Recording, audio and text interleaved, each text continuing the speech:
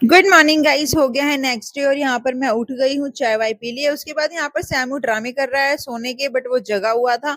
और उसके बाद यहाँ पर शिल्पा और आकाश की लड़ाई हो रही थी और मैं आकाश को कह रही थी कि कुत्ता पागल हो चुका है हमारे घर का। उसके बाद ये रही काजल जो काम कर रही थी।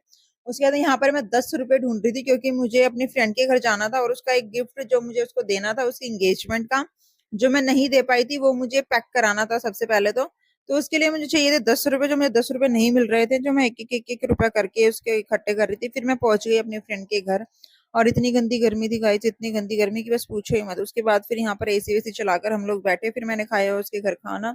और हमारी बहुत देर से बहुत सारी गपशप बातें चलती रही, इधर उधर की हमने बहुत सारी ढेर सारी बातें करी, स्कूल की बातें करी।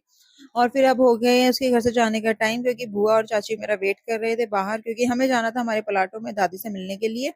और फिर हम गए अपने प्लाटो वाले घर में दादी से मिलने। और यहाँ पर ये रही मेरी दादी, दादी मतलब मेरी दादी की बहन है ये। उसके बाद फिर मैं आई अपने घर पे तैयार वैयार हो के, फिर मैं निकल पड़ी हूँ अपने घर के लिए, रैपिडो बुक कर ली है।